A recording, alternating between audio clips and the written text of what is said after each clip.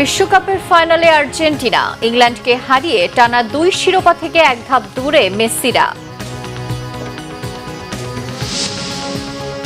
জুলাই শহীদ দিবস আজ। আবু সাইদ ওয়াসিম আকরামের রক্তস্নাত আন্দোলনে নড়বড়ে হয়ে যায় শেখ হাসিনার ক্ষমতা। জুলাই শহীদদের স্বপ্ন পূরণের অঙ্গীকার প্রধানমন্ত্রীর। ইরানের কেশম দ্বীপ, বন্দর আব্বাস ও চাবাহারে নতুন করে হামলা চালিয়েছে যুক্তরাষ্ট্র। তেলবাহী ট্যাঙ্কার অচল। দেখছিলেন সংবাদ শিরোনাম, এবারে বিস্তারিত। শুরুতেই বিশ্বকাপ ফুটবল। ইতিহাস গড়ার দ্বারপ্রান্তে আর্জেন্টিনা, অমরত্বের পথে আরেক ধাপ লিওনেল মেসি। টানা দ্বিতীয়বার বিশ্বকাপের ফাইনালে আর্জেন্টিনা, আরও একবার খালি হাতে ফিরতে হচ্ছে ইংল্যান্ডকে। দ্বিতীয় সেমিফাইনালে থ্রি লায়ন্সদের 2-1 গোলে হারিয়ে ফাইনালের টিকিট পেল আর্জেন্টিনা। শিরোপা ধরে রাখার মিশনে আলবিসেলেস্তেদের সামনে একমাত্র বাধা স্পেন। মনির হোসেন খানের ডেস্ক রিপোর্ট। আর্জেন্টিনা যেন কোণঠাসা বাঘ, পিছিয়ে পড়লেই যাদের ঘুম ভাঙে, গোলের ক্ষুধায় প্রতিপক্ষ হয় ছিন্ন ভিন্ন। এই বিশ্বকাপে বারবার আর্জেন্টিনা লিখেছে প্রত্যাবর্তনের গল্প। এবার আকাশি সাদা বাঘের থাবায় ঘায়েল হলো ইংলিশ সিংহ। বিশ্বকাপে আর্জেন্টিনা ইংল্যান্ড ম্যাচ মানেই বাড়তি উত্তেজনা। ফুটবলের প্রদর্শনীর চাইতে বেশি চলে মল্লযুদ্ধ। প্রথমার্ধে দুই দলের খেলায় নেই পরিকল্পনার ছাপ, ফাউল আর সংঘাতেই সময় পার। দ্বিতীয়ার্ধে ঘুরল ম্যাচের মোড়। বলের দখল আর আক্রমণের নিয়ন্ত্রণ আলবিসেলেস্তেদের। সুযোগের অপেক্ষায় থ্রি লায়ন্স। ম্যাচের মাত্র 56 মিনিট। কাউন্টার অ্যাটাকে ইংল্যান্ড। ডান প্রান্তে রজার্সের ক্রস, আনমার্কড অ্যান্থনি মর্গান ডান পায়ের আলতো ছোঁয়া, আর তাতেই লিড ইংল্যান্ডের। একটি মাত্র গোল, যক্ষের ধনের মতো সেটাই আগলে রাখার চেষ্টা ইংল্যান্ডের, আর তাতেই করল ভুল। হিসেবে নেয়নি এই আর্জেন্টিনা পিছিয়ে পড়লেই হয়ে ওঠে ভয়ঙ্কর। এতক্ষণ বল দখলের লড়াইয়ে ছিল কিছুটা সমতা। এরপর শুরু হলো ইংলিশ দুর্গ লক্ষ্য করে মুহুর্মুহু গোলাবর্ষণ। এক একটা ক্রস, এক একটা গোলের সুযোগ। কখনো ইংলিশ গোলরক্ষকের দারুণ সেভ, আবার কখনো বাঁচায় গোলবার। ততক্ষণে নির্ধারিত সময়ের 85 মিনিট পার।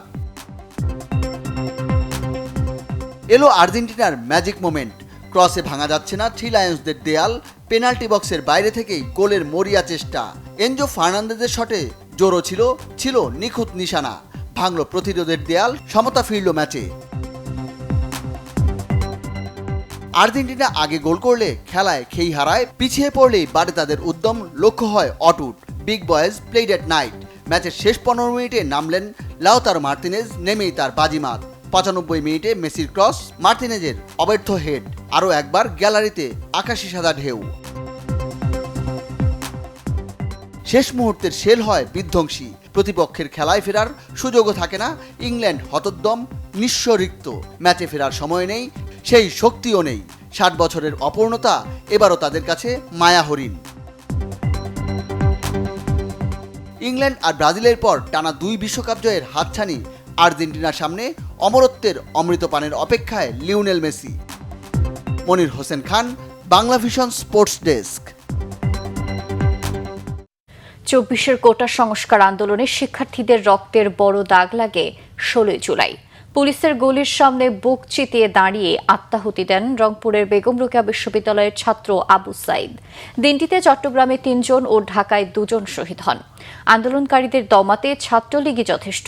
ওবায়দুল কাদেরের এমন ঘোষণায় সংগঠনটির ক্যাডাররা ভয়ঙ্করভাবে হামলে পড়ে আন্দোলনরতদের ওপর।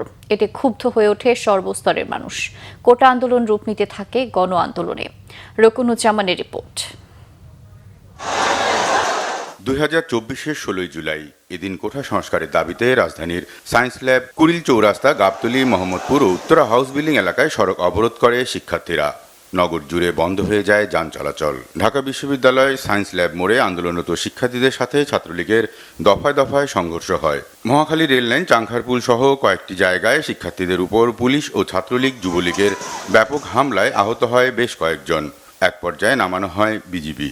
এতে আন্দোলনের গতি আরও তেজি হয়। নেমে আসে বেসরকারি বিশ্ববিদ্যালয়ের শিক্ষার্থীরাও। ব্র্যাক ইউনিভার্সিটির সামনে বেলা 10টার দিকে সড়ক অবরোধ করে শিক্ষার্থীরা। জাতীয় পতাকা, প্ল্যাকার্ড হাতে নিয়ে অবরোধে অংশ নেয় সাধারণ শিক্ষার্থীরাও। ঢাকা বিশ্ববিদ্যালয়ের শিক্ষার্থীরা যখন ছাত্রলীগের হামলায় নাস্তানাবুদ, নগর জুড়ে পুলিশ আর আওয়ামী লীগের যৌথ হামলায় শিক্ষার্থীরা মাঠের আন্দোলনে অনেকটা কোণঠাসা, ঠিক তখনই রংপুরে বেগম রোকেয়া বিশ্ববিদ্যালয়ে পুলিশের গুলির সামনে বুক চিতিয়ে শহীদ হওয়া আবু সাঈদের ভিডিও সারা দেশে দুঃসাহসের বার্তা ছড়িয়ে দেয়। আন্দোলন রূপ নেয় দাবানলে। আবু সাঈদ ছাড়াও রাজধানীতে 2 জন এবং চট্টগ্রামে 3 জন শহীদ হন। ক্ষমতাসীন দলের সাধারণ সম্পাদক আন্দোলনকে রাজনৈতিক উদ্দেশ্যের রং দিয়ে শিক্ষার্থীদের দমন, হত্যা, খুনকে বৈধতা দেওয়ার চেষ্টা করেন। শিক্ষার্থীদের উপর লিলিয়ে দেওয়া হয় ছাত্রলীগকে। আন্দোলন আমরা মোকাবিলা করব, প্রতিহত করব এবং ইনশাআল্লাহ পরাস্ত করব। 16 জুলাই রাতে সব বিশ্ববিদ্যালয়ের শিক্ষা কার্যক্রম বন্ধ করে দেয় সরকার। বন্ধ ঘোষণা করা হয় শিক্ষা মন্ত্রণালয়ের আওতাধীন সকল শিক্ষা প্রতিষ্ঠান। ঢাকার সাথে সারা দেশে সড়ক, রেল সহ সব ধরনের যোগাযোগ বন্ধ হয়ে যায়। সাধারণ শিক্ষার্থীদের উপর হামলার প্রতিবাদে উত্তাল হয়ে ওঠে রাজধানীর রাজপথ। কোটা আন্দোলন রূপ নেয় গণ আন্দোলনে। এদিকে 16 জুলাই বারবার রাজু ভাস্কর্যের সামনে যাওয়ার চেষ্টা করেও ব্যর্থ হয় আন্দোলনরত শিক্ষার্থীরা। রাত 9টার দিকে হলে ফেরার ঘোষণা দেয় শিক্ষার্থীরা। নতুন কর্মসূচির পথে এগোয় বৈষম্য বিরোধী ছাত্র আন্দোলনের সমন্বয়করা। রুকুনুজ্জামান, বাংলা ভিশন, ঢাকা। শহীদের রক্ত কখনো বৃথা যেতে পারে না। জুলাই গণঅভ্যুত্থানের অমর চেতনা কেবল ইতিহাসের গৌরব নয়, এটি ভবিষ্যৎ নির্মাণেরও প্রেরণা। ঐতিহাসিক জুলাই শহীদ দিবস উপলক্ষে দেয়া বাণীতে প্রধানমন্ত্রী তারেক রহমান কথা বলেছেন। ফেসবুক পেজে দেওয়া বাণীতে প্রধানমন্ত্রী উল্লেখ করেন, আবু সাঈদের বুকে পুলিশের গুলি করার দৃশ্য গণতন্ত্রকামী জনগণের মনে তীব্র ক্ষোভের সঞ্চার করে। কোটা সংস্কারের দাবি ফ্যাসিস্ট সরকারের পতনের আন্দোলনে মোড় নেয়। সেই আন্দোলনের ধারাবাহিকতায় বীর ছাত্র জনতার গণঅভ্যুত্থানে স্বৈরাচার দেশ ছেড়ে পালাতে বাধ্য হয়। প্রধানমন্ত্রী বলেন, জুলাইয়ের সেই গণঅভ্যুত্থান শুধু একটি আন্দোলনই ছিল না, এটি ছিল দীর্ঘ 1.5 দশক ধরে জনগণের উপর চাপিয়ে দেওয়া ফ্যাসিবাদ, প্রাতিষ্ঠানিক দুর্নীতি, লুণ্ঠন, গুম, খুন, দমন, পীড়ন এবং ভোটাধিকার হরণের বিরুদ্ধে সমগ্র জাতির ঐক্যবদ্ধ প্রতিরোধ। সেই আত্মত্যাগ ও সংগ্রামের শক্তিতেই বাংলাদেশের মানুষ তাদের মর্যাদা, অধিকার এবং গণতান্ত্রিক আকাঙ্ক্ষাকে নতুন করে প্রতিষ্ঠার সুযোগ লাভ করেছে। আন্তর্জাতিক। ইরানের কেশম দ্বীপ, বন্দর আব্বাস ও চাবাহার নতুন করে হামলা চালিয়েছে যুক্তরাষ্ট্র। হরমুজ প্রণালীতে হোলফায়ার মিসাইল ছুড়ে ইরানের বন্দরগামী একটি তেলবাহী ট্যাঙ্কারকে অচল করে দিয়েছে মার্কিন বাহিনী। জবাবে কুয়েত ও বাহরাইনের মার্কিন স্থাপনায় হামলা চালিয়েছে ইরান। দফায় দফায় মার্কিন হামলা থেকে রেহাই পেতে ইরান সমঝোতার জন্য মরিয়া হয়ে উঠেছে বলে দাবি করেছেন মার্কিন প্রেসিডেন্ট ডোনাল্ড ট্রাম্প। চলমান আগ্রাসনের জন্য তেহরানকে দায়ী করে ইরানিদের আচরণ সংযত করার পরামর্শও দেন তিনি।